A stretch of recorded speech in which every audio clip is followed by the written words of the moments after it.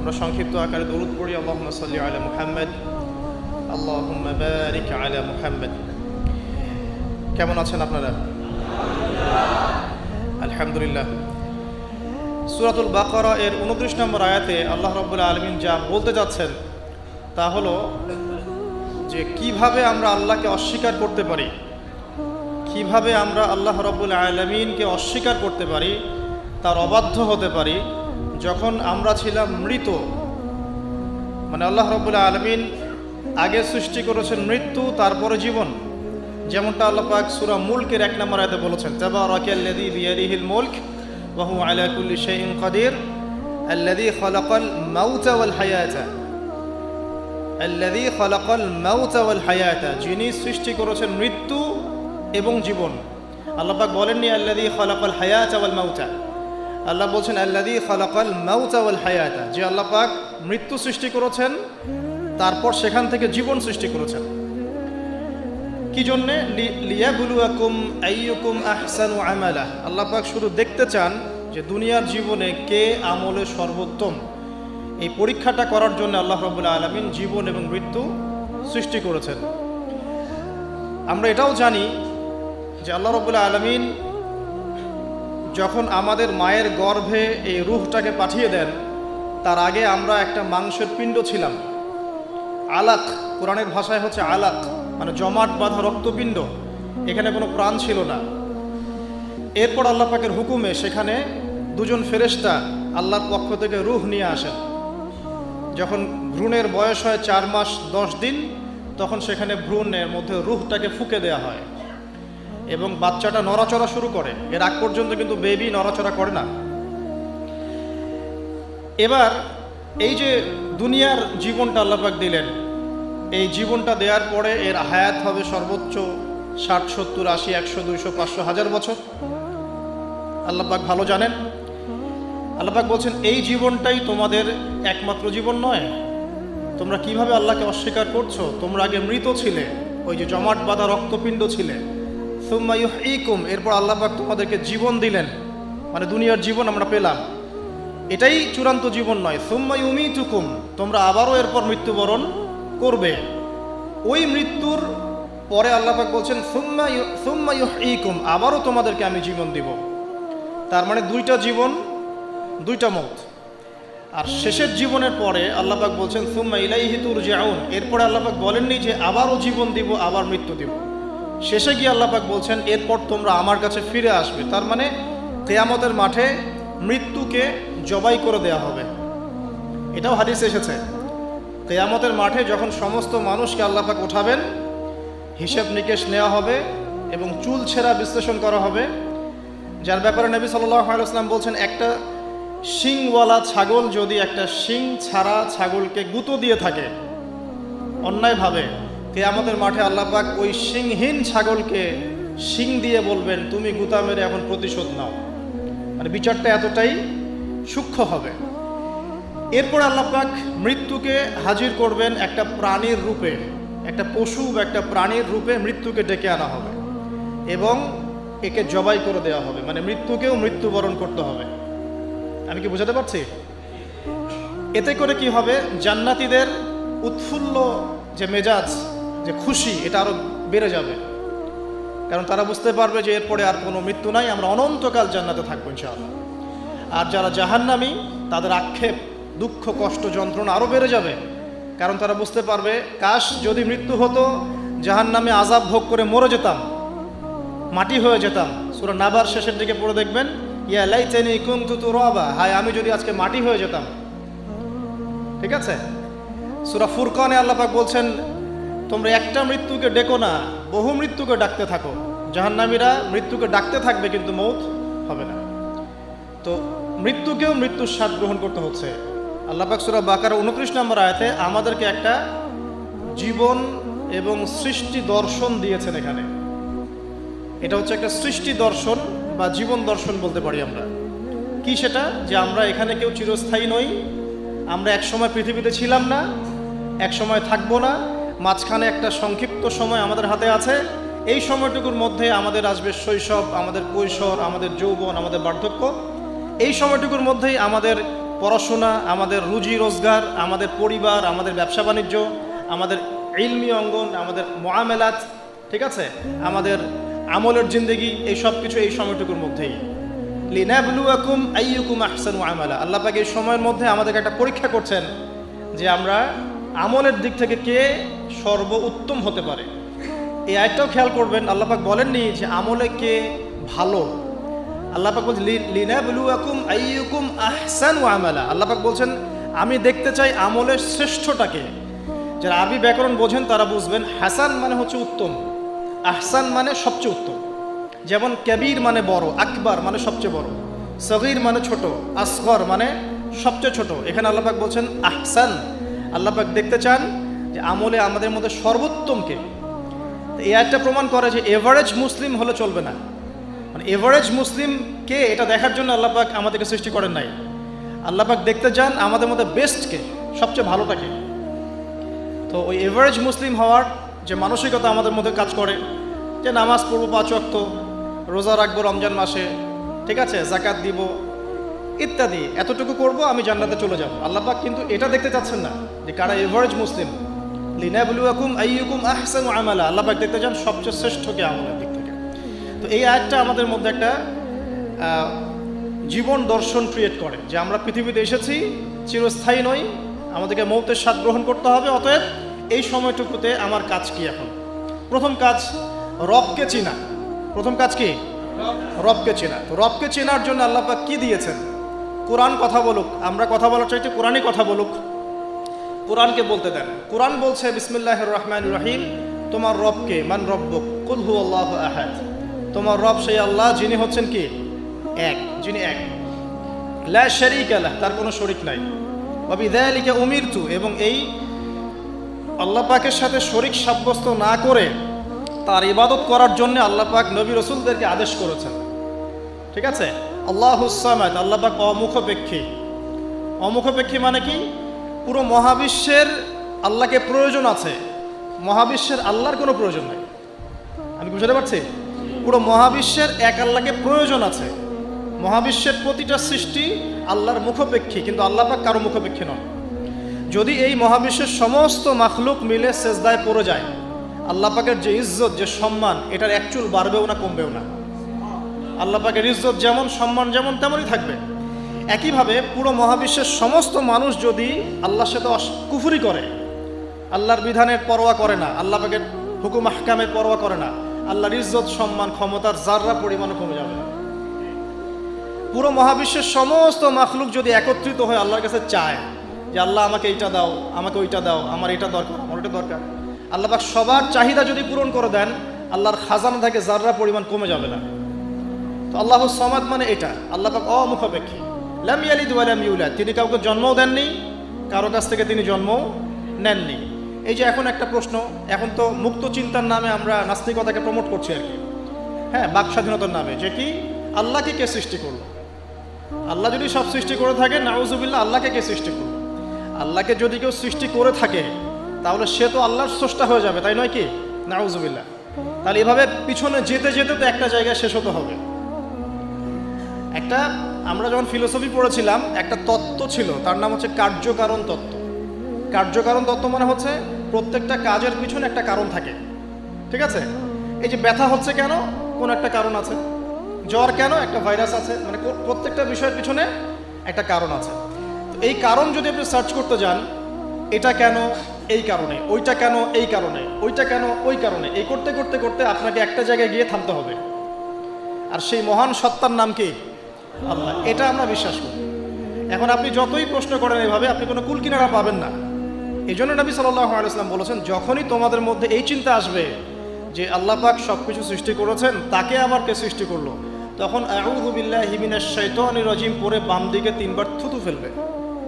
তাহলে শয়তানের ওয়াসওয়াসা তোমার মধ্য থেকে কেটে যাবে, কারণ শয়তান এই চিন্তাটা তোমার মধ্যে দিয়েছে। যেই শয়তান এই চিন্তা আপনার মধ্যে দিয়েছে, ওই শয়তান কিন্তু নাস্তিক নয়। আমি কোরআন থেকে প্রমাণ করছি, শয়তান কিন্তু আস্তিক। যখন শয়তানকে বের করে দেওয়া হচ্ছে জান্নাত থেকে, ওই যে সেজদা না করার কারণে, শয়তান বলেছে রব্বি আনজিরনি ইলা ইয়াউমি ইউবআসুন।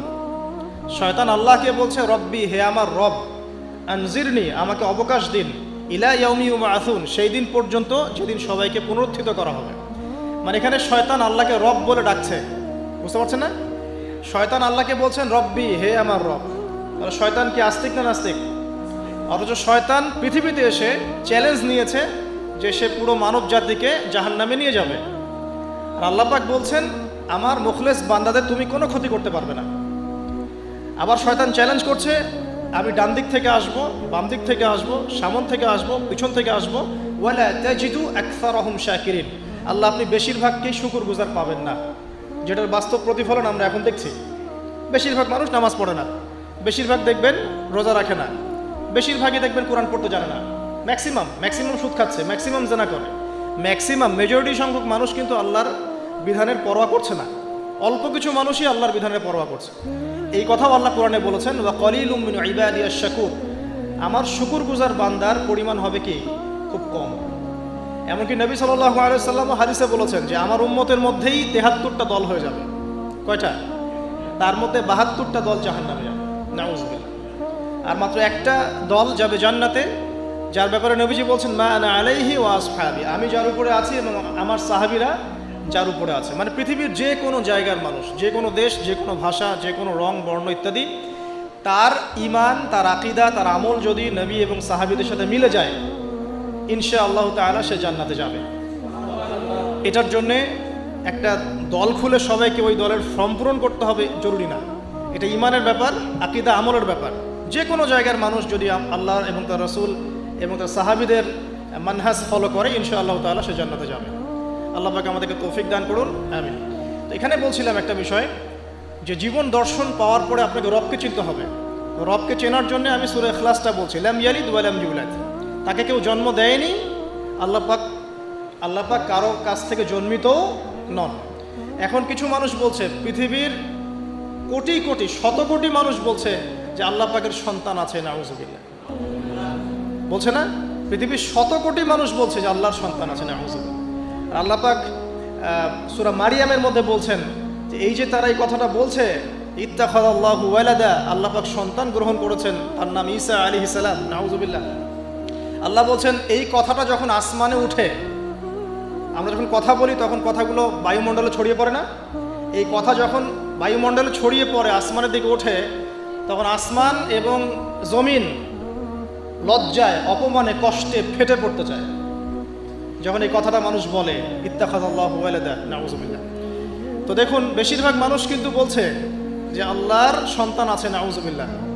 আবার ইহুদি যারা, তারা বলছে ওজায়ের আলাইহিস সালাম আল্লাহর পুত্র, নাউযুবিল্লাহ।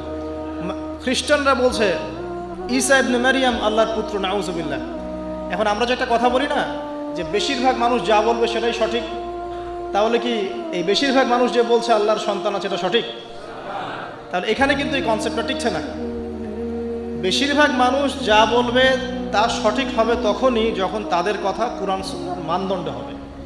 যদি বেশিরভাগ মানুষ বলে হ্যাঁ সুদ হারাম, অবশ্যই হারাম, বিকজ কুরআন সুন্নাহ এটা হারাম করেছে। যদি বেশিরভাগ মানুষ বলে সুদ হালাল, আপনি কি করবেন? মানবেন? যদি বেশিরভাগ মানুষ বলে মদ হালাল, জিনা হালাল, হ্যাঁ, তাহলে এই যে একটা কনসেপ্ট চালু হয়ে গেছে আমাদের মধ্যে, এটা কিন্তু ডেমোক্রেসি না, এটা ডেমোক্রেসির ভুল ব্যাখ্যা।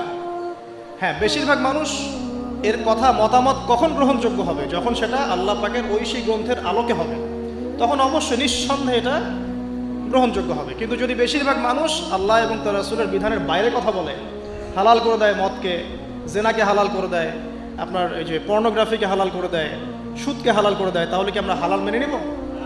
যদি মেনে নেন তখন কিন্তু আপনি আল্লাহ পাকের সাথে শিরক করলেন।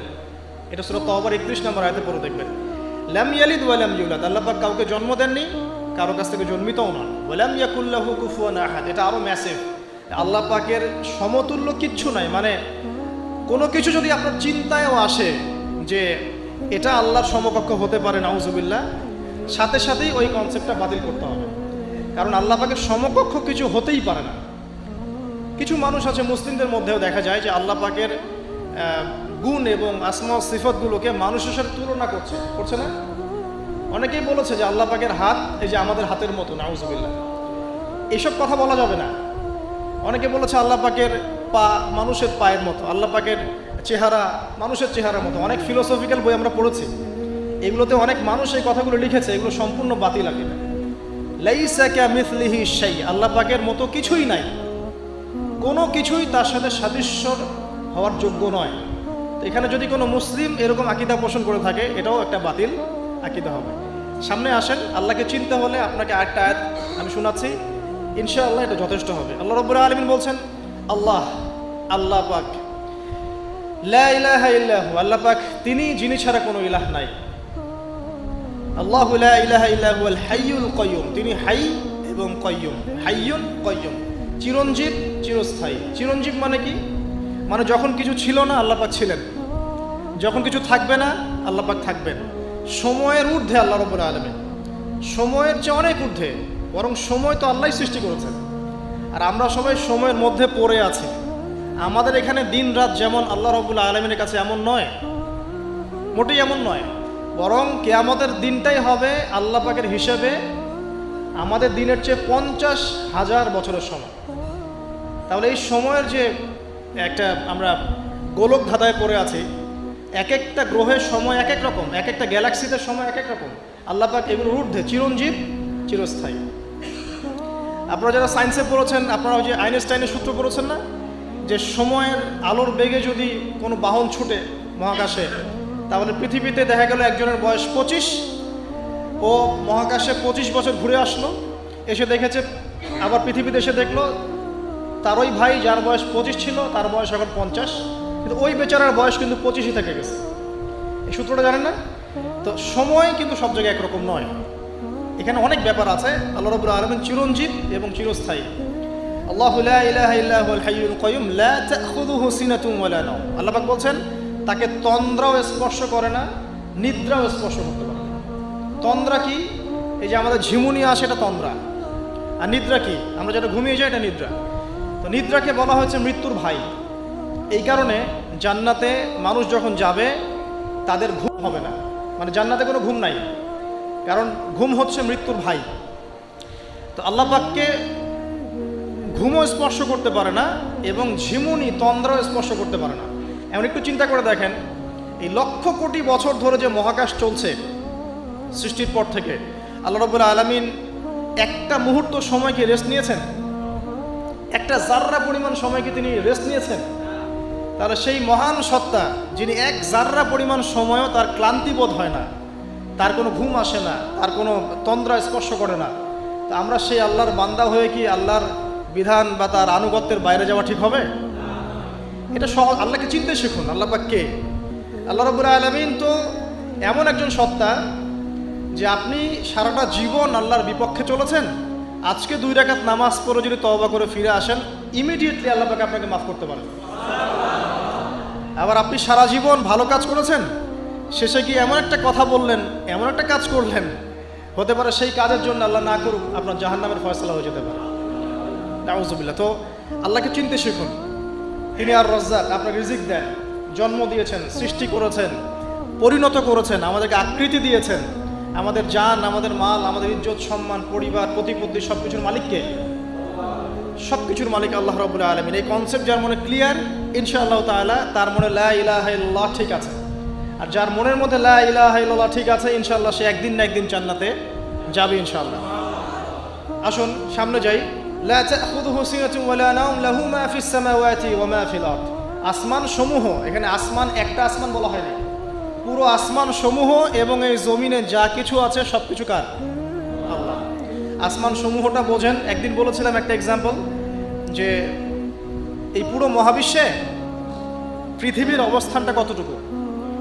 একটা সমুদ্রের কিনারায় যখন আপনি হাঁটবেন, বা আপনাদের এই যে এখানে কি নদী আছে, বালাসী, আচ্ছা, ওই চরের মধ্যেই মনে করেন আপনি হাঁটছেন, ওই চরের মধ্যে একটা বালুর কণার কি পরিমাণ দাম আছে বা কি পরিমাণ অবস্থান আছে?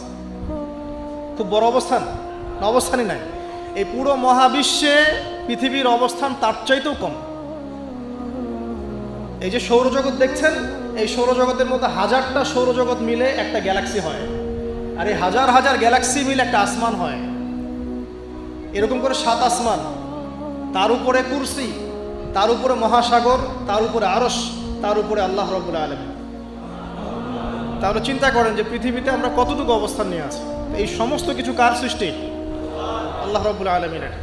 এখন সামনে আসেন, লাহু মা ফিস সামাওয়াতি ওয়া মা ফিল আরদ মান যাল্লাযী ইয়াশফাউ ইনদাহু ইল্লা বিইذনিহি। যার এত ক্ষমতা, যে আল্লাহ পাকের এত ক্ষমতা, আল্লাহ পাক বলছেন কে আছে যে তার অনুমতি ছাড়া আল্লাহর সামনে সুপারিশ করতে পারে? এখান থেকে আমাদের আকীদার পরিষ্কার হওয়া দরকার আছে না? আমরা তো অনেক সময় মনে করি যে পীর সাহেব ধরেছি বাস জান্নাতে চলে যাব, নাকি? আমল করার দরকার নাই। বায়াত হয়েছি বাস জান্নাতে চলে যাব, আমার আমলের দরকার নাই। এত সহজ না। আল্লাহ পাক বলছেন কে আছে যে আমার কাছে সুপারিশ করবে আমার অনুমতি ছাড়া? না, আল্লাহ পাকের অনুমতি না পেয়ে কেউ এই কাজ করতে পারবে না। আমরা জানি না রাসূল সাল্লাল্লাহু আলাইহি ওয়াসাল্লাম উম্মতের জন্য সুপারিশ করবেন। হ্যাঁ, শহীদগণ সুপারিশ করবে, এই যে হাফেজে কোরআন, আলেম, অনেক মানুষ, অনেক শ্রেণীর মানুষকে আল্লাহ পাক সুপারিশ করার ইখতিয়ার দিবেন। কেন দিবেন? বিকজ আল্লাহ পাক তাদের আমলে সন্তুষ্ট এবং আল্লাহ পাক তাদেরকে সম্মানিত করবেন সবার উপরে। মনে করেন এখানে অনেক মানুষ আছে, এর মধ্যে একজনকে আপনি সবচেয়ে বেশি পছন্দ করেন, সে আপনাকে সন্তুষ্ট করেছে, তাকে সম্মানিত করতে চাচ্ছেন আপনি। এখন তাকে ডেকে নিয়ে আসলেন সবার সামনে, এনে আপনি যে ফুলের তোড়া উপহার দিলেন, মানে আপনি তাকে ভালোবাসেন, তাকে সম্মান করেন। এখন সে আপনাকে যদি কিছু বলে যে আমার অমুক ভাই আছে, সেও মাশাআল্লাহ এই পথে চেষ্টা করছে, আপনি তাকে একটু সুযোগ দেন, তখন আপনি কিন্তু ওকে সুযোগ দিবেন। এইটা সুপারিশ। মানে বিষয়টা হচ্ছে যে যখন আল্লাহ রাব্বুল আলামিন কিছু মানুষের উপর সন্তুষ্ট হবেন, তখন গিয়ে আল্লাহ রাব্বুল আলামিন তাদেরকে সুপারিশ করার ইখতিয়ার দিবেন। কিন্তু আল্লাহ পাকের অনুমতি ব্যতীত এই কাজটা কেউ করতে পারবে না। এটা আমাদের কনসেপ্ট ক্লিয়ার থাকা উচিত। মান যাল্লাযী ইয়াশফাউ ইনদাহু ইল্লা বিইذনিহি ইয়ালামু মা বাইনা আইদিহিম ওয়া মা খালফাহুম। আল্লাহ পাক সেই সত্তা, আপনার রব সেই সত্তা যিনি সামনের এবং পিছনের খবর জানেন, মানে অতীত, বর্তমান, ভবিষ্যৎ সব জানেন। আদম আলাইহিস সালাম সৃষ্টি হওয়ার প্রথম দিন কি খেয়েছেন আল্লাহ পাক এখন জানেন। কথা বুঝতে পারছেন না? আমরা জানি? কোন ইতিহাসের বই আমাদেরকে সলিউশন দিতে পারবে? জান্নাত জাহান্নামের ফয়সালা হয়ে যাওয়ার পরে, এটা বোঝেন, জান্নাত জাহান্নামের ফয়সালা হয়ে যাওয়ার পর জান্নাতীরা 100 কোটি বছর পরে কি খাবে, কি করবে, কি পড়বে, আল্লাহ পাক এই মুহূর্তে সেটা জানেন। ঠিক একইভাবে জাহান্নামীরা জাহান্নামে যাওয়ার 100 কোটি বছর পর তাদের কি আযাব হবে, কি পানিশমেন্ট দেওয়া হবে, ওদের অবস্থা কি হবে, আল্লাহ পাক এখনই সেটা দেখতে পারেন। তা আমরা তো আল্লাহকে চিনি না, এই কারণে আমরা আল্লাহর বিরোধিতা করি, তার নবীর বিরোধিতা করি, ইসলাম, কোরআন, হাদিসের বিরোধিতা করছি। আমরা তো আল্লাহকে চিনি না।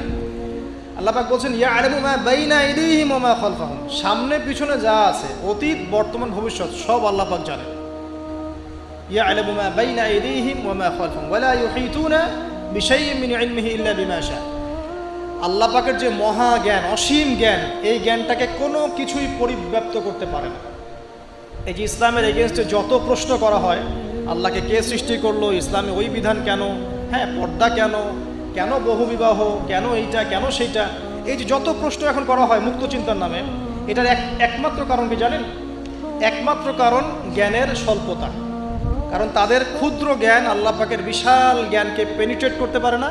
এই কারণে ওদের কাছে মনে হয় এইটা কেন, ওইটা কেন, এইটা কেন। এখানে বিষয়টা হচ্ছে যে মহান সত্তা পুরো মহাবিশ্ব সৃষ্টি করেছেন, নিঃসন্দেহে তার জ্ঞান আমার জ্ঞানের চেয়ে অনেক বেশি।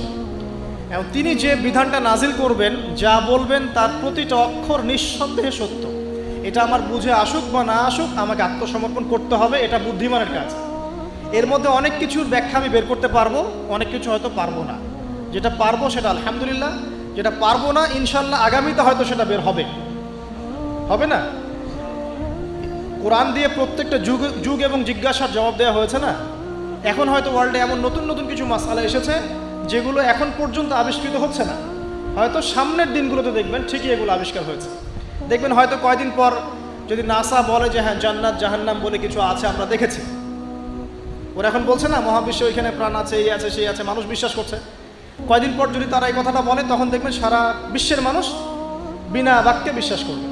তো যেটা আগামীতে হবে সেটা আল্লাহ পাক আগেই জানিয়ে দিয়েছেন। তো প্রকৃত মুসলিম এবং বুদ্ধিমান মুসলিম সে যে নিঃশর্তভাবে আল্লাহ পাকের এই বিধানগুলোকে মেনে চলে, এখানে কোনো প্রশ্ন করতে যায় না।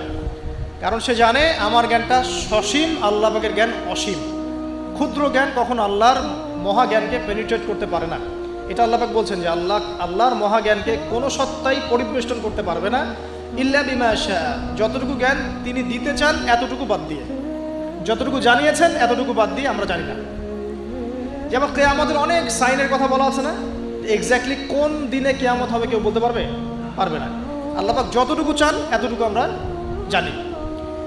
ইয়ালামু মা বাইনা আইদিহিম ওয়া মা খালফাহুম ওয়া লা ইউহিতুনা বিশাইইন মিন ইলমিহি ইল্লা বিমা শা ওয়াসিআ কুরসিয়ুহুস সামাওয়াতি ওয়াল আরদ। আল্লাহ পাক বলেন এই মহাবিশ্বকে আল্লাহ পাকের কুরসিটা ঘিরে রেখেছে। এই কুরসি কিন্তু আরশ নয়, এই কুরসি পুরো মহাবিশ্বকে ঘিরে রেখেছে। এর উপরে আছে মহাসাগর, তার উপরে আছে আরশে আজিম। ঠিক আছে, ওয়াসিআ কুরসিয়ুহুস সামাওয়াতি ওয়াল আরদ ওয়া লা ইয়াউদুহু হিফযুহুমা ওয়া হুয়াল আলিয়্যুল আযীম। এবং এই পুরো মহাবিশ্বকে পরিচালনা করতে বা নিয়ন্ত্রণ করতে আল্লাহ পাকের যাররা পরিমাণও কোনো কষ্ট হয় না। তো এই হচ্ছে আপনার রব, যে রব আপনাকে সৃষ্টি করেছেন এবং দুনিয়াতে একটা হায়াত দিয়েছেন এবং আপনাকে তিনি মৃত্যু দিবেন, এরপর আবার পুনরুজ্জীবিত করবেন, তারপর বিচার ফয়সালা হবে, এরপর হয় জান্নাত না হলে জাহান্নাম। না, আপনি আপনার রবকে চিনতে শিখুন, তাহলে ইনশাআল্লাহ তাআলা এটা আপনার জন্য সহজ হবে আল্লাহর আনুগত্য করা, তার দাসত্ব করা। এরপর কি আল্লাহ পাক কি করলেন? আল্লাহ রাব্বুল আলামিন রবকে চিনতে শেখানোর পরে আমাদেরকে পৃথিবীতে পাঠিয়েছেন। পৃথিবীতে পাঠিয়েই কি আল্লাহ পাক আমাদেরকে ছেড়ে দিয়েছেন? না, আল্লাহ রাব্বুল আলামিন ঐশী গ্রন্থ নাজিল করেছেন এবং এই ঐশী গ্রন্থটাই হচ্ছে সত্য মিথ্যার চূড়ান্ত মানদণ্ড।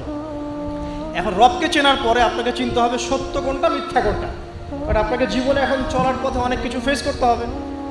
ফেস করতে গিয়ে হয় সত্যের পথে যাবেন, না হলে মিথ্যার পথে যাবেন। তাহলে আপনার আগে চেনার দরকার আছে কোনটা সত্য কোনটা মিথ্যা। এটার অ্যান্সারও কে দিবে? কোরআন দিবে।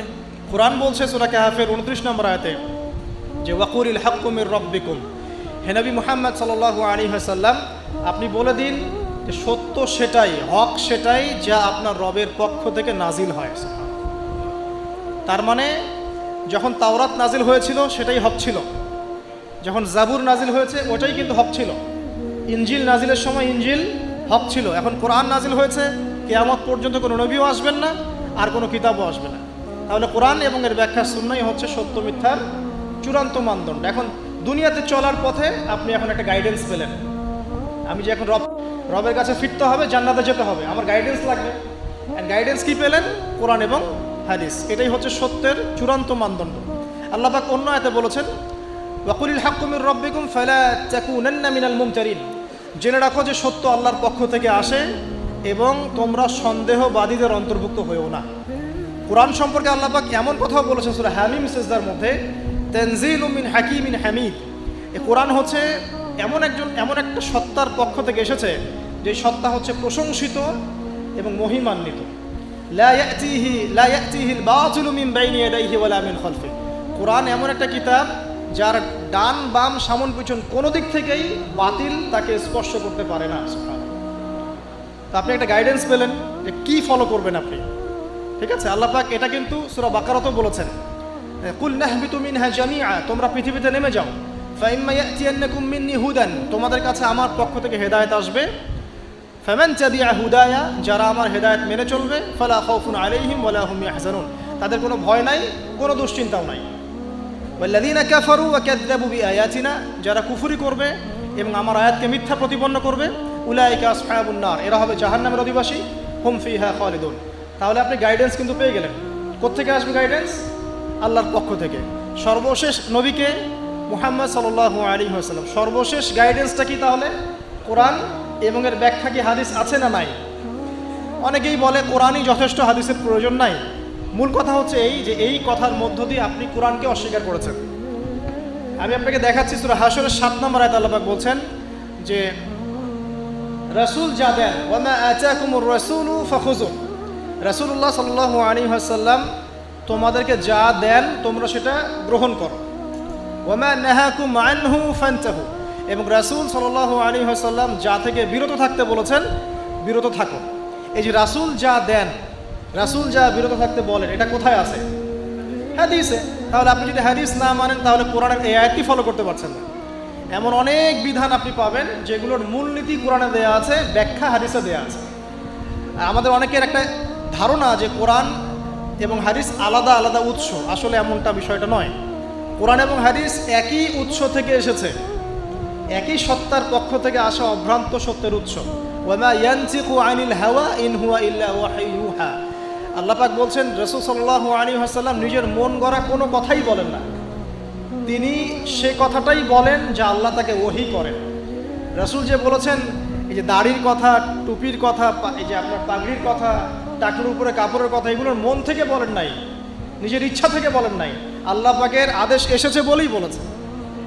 প্রতিটা কথাই আল্লাহর ওয়াহী। এই কারণে এখানে কোরআন এবং হাদিস দুটো শাস্ত্র হয়েছে, আলটিমেটলি দুটোই কিন্তু একই উৎস থেকে আসে।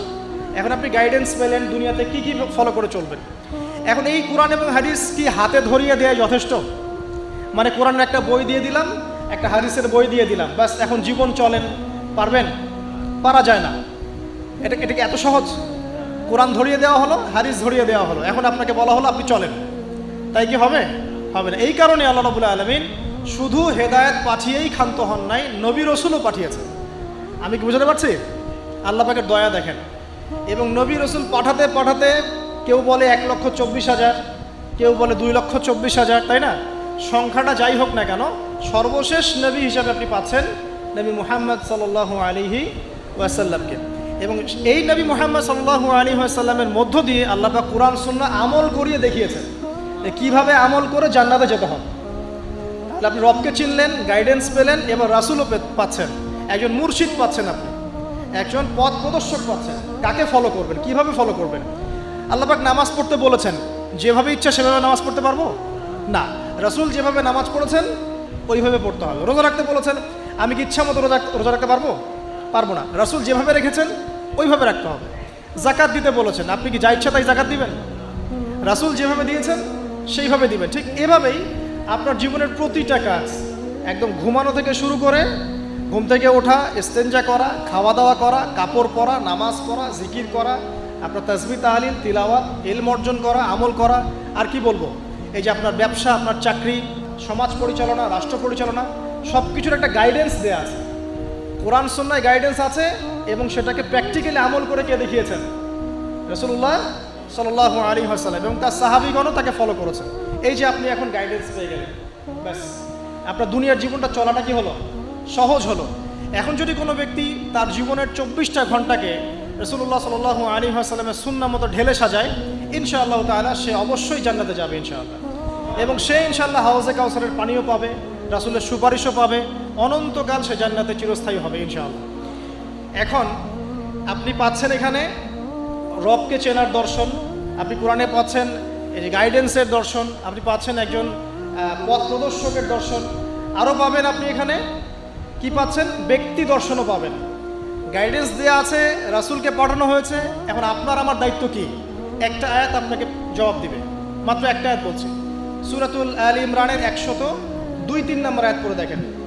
102 নম্বর একটা পড়েন, আল্লাহ পাক বলছেন, ইয়া আইয়ুহাল্লাযীনা আমানু, হে মুমিনগণ, ইত্তাকুল্লাহ।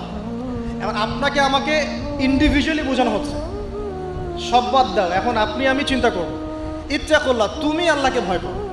হে মুমিনগণ, তোমরা আল্লাহকে ভয় করো, ব্যক্তিকেন্দ্রিক। ইত্তাকুল্লাহ হাক্কা তুকাতিহি, এমনভাবে ভয় করো যেভাবে ভয় করা দরকার, মানে পরিপূর্ণ তাকওয়া অবলম্বন করো। ওয়ালা তামুতুন্না ইল্লা ওয়া আনতুম মুসলিমুন, পরিপূর্ণ মুসলিম বা মুসলমান না হয়ে তোমরা মৃত্যুবরণ করো না। এই যে ব্যক্তি দর্শন পাচ্ছেন আপনি, এখন আমাকে কি করতে হবে? আমাকে এখন পরিপূর্ণ মুসলিম হতে হবে। হতে হলে কি করতে হবে? রবকে চিনতে হবে, চিনলাম। গাইডেন্স পথ প্রদর্শক লাগবে, পেলাম। আমার কিতাব লাগবে, পেলাম। ওর ব্যাখ্যা লাগবে, পেলাম। এবার আমি ব্যক্তি দর্শনও পেলাম যে আমাকে এখন নিজেকে মুসলিম হতে হবে। মানুষের কথা পরে, আমার পরিবার পরে, আমার রাষ্ট্র পরে, আমার সমাজ পরে, আগে আমি, সবার আগে আমি নিজে, কারণ আমাকে আমার রবকে ফেস করতে হবে একা একা। আল্লাহ পাক সূরা মারিয়ামে বলেছেন, এই পৃথিবীতে যত মানুষ আছে এরা সবাই একা একা একজন একজন করে আল্লাহর কাছে হিসাব দিবে, একসাথে 10 জনের হিসাব দিবে না। চিন্তা করতে পারেন পৃথিবীতে কত কোটি মানুষ চলে গেছে, আর কত কোটি মানুষ আছে, আর কত কোটি মানুষ আসবে, সবার হিসেব হবে একা একা, একজন একজন করে। এবং তাদের মাঝখানে কোনো দোভাষীও থাকবে না, ভাষা বুঝি না এমনও না, তারা ভাষা বুঝবে। এই জন্য আমরা বলি যে মানুষের মৌতের সাথে সাথেই ভাষা কি হয়ে যাবে? আরবি, জি। এই জন্য জীবন থাকতে আরবিটা শেখেন। আরবিটা শিখলে কোরআন জানতে পারবেন, বুঝতে পারবেন। আল্লাহ পাক তৌফিক দান করুন, আমিন। তো দেখুন, প্রথমে ব্যক্তির কথা বলা হচ্ছে, সব কিছু বাদ দেন। ইয়া আইয়ুহাল্লাযীনা আমানু, হে মুমিনগণ, তোমরা আগে নিজেদের নফসের খবর নাও, ঠিক আছে? ইত্তাকুল্লাহ, আল্লাহকে ভয় করো, হাক্কা তুকাতিহি, ভয় করার মতো ভয় করো। ওয়ালা তামুতুন্না ইল্লা ওয়া আনতুম মুসলিমুন, পরিপূর্ণ মুসলিম না হয়ে মৃত্যুবরণ করো না। এখন পরিপূর্ণ মুসলিম হতে হলে আমার কি করতে হবে? এক কথা, সহজ কথা, কোরআন এবং হাদিসে যা আছে মেনে চলতে হবে এবং রাসূলুল্লাহ সাল্লাল্লাহু আলাইহি ওয়াসাল্লামের আদর্শ ফলো করতে হবে। এটা ফলো করতে গিয়ে যদি আমি হোঁচট খাই, পড়ে যাই, তাহলে কি হবে? আবার উঠবেন, আবার ওযু করবেন, আবার নামাজে দাঁড়াবেন, তওবা করবেন। জীবনের একটা পর্যায়ে পর্যন্ত মনে করেন আপনি হেদায়েতের পথে ছিলেন না, কি করবেন? আজই তওবা করে ফিরে আসবেন। আল্লাহকে বলবেন, আল্লাহ, যা নামাজ কাজা করেছি, যা রোজা কাজা করেছি, আল্লাহ মাফ করে দাও। আগামী দিনগুলোতে ইনশাআল্লাহ আমি নামাজ রোজা কাজা করব না। আগামী দিনগুলোতে মৃত্যু পর্যন্ত আমি কোরআন সুন্নাহ মেনে চলবো ইনশাআল্লাহ। তওবা করে ফিরে আসেন। ব্যক্তি ভালো হলে পরিবার ভালো হবে না? পরিবারগুলো ভালো হয়ে গেলে সমাজটা ভালো হবে না ইনশাআল্লাহ? আর এই রাষ্ট্রটা কি সমাজের বাইরে না ভিতরে? সমাজ নিয়ে রাষ্ট্র হয় না রাষ্ট্র নিয়ে সমাজ হয়?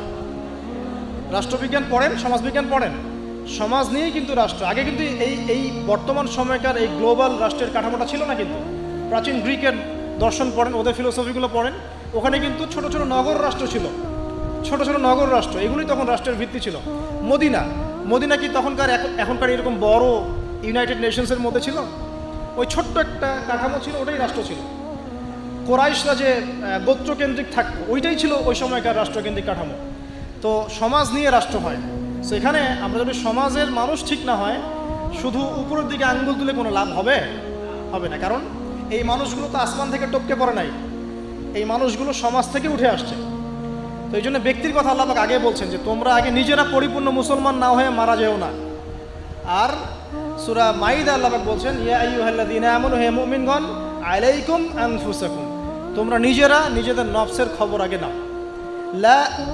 লা ইয়াদুররু মান দাল্লা ইন ইহতাদাইতুম, তোমরা যদি হেদায়েতের উপর থাকো, যারা পথভ্রষ্ট হয়ে গেছে, এই পথভ্রষ্টতা তোমাদের কোনো ক্ষতি করবে না। কেউ যদি পথভ্রষ্ট হয়ে যায়, আপনার কোনো সমস্যা নেই, আপনি আগে নিজে ঠিক হন, পরে আপনি তাকে ঠিক করতে যাবেন যখন আপনি তার যোগ্য হবেন। তখন এমন জামানার কথা নবীজি বলেছেন সাল্লাল্লাহু আলাইহি ওয়াসাল্লাম, যেই জামানায় আমানত থাকবে না, সত্য মিথ্যা হয়ে যাবে, মিথ্যা সত্য হয়ে যাবে, ন্যায় অন্যায় হবে, অন্যায় ন্যায় হবে, হক বাতিল হবে, বাতিল হক হয়ে যাবে, এই জামানার কথা নবীজি বলছেন। তখন সাহাবী জিজ্ঞাসা করছেন যে ওই সময় আমি কি করব? ইয়া রাসূলুল্লাহ, নবী সাল্লাল্লাহু আলাইহি ওয়াসাল্লাম বলছেন, ওই সময় তুমি তোমার নিজের নফসের খবর নাও। তুমি নিজে ঘরে থাকো, বিনা প্রয়োজনে ঘরের বাইরে যেও না, মানুষের সাথে কম মেলামেশা করো, বেশি কথা বলতে যেও না, বাসায় থাকো এবং নিজের পাপের জন্য ক্রন্দন করতে থাকো, ইনশাআল্লাহ আল্লাহ পাক তোমাকে মাফ করবে। তো ওই রকম জামানা কি এখন আসে নাই? বুঝতে পারেন না পরিবেশ পরিস্থিতি দেখে? তো এখানে আমাদের সবার আগে কর্তব্য হচ্ছে নিজেকে ঠিক করা, নিজের যত্ন নেওয়া, নিজের নফসের যত্ন নেওয়া। তারপর কি, যখন আমি পরিপূর্ণ মুসলিম হব ইনশাআল্লাহ, এরপরে আপনি চলে যাবেন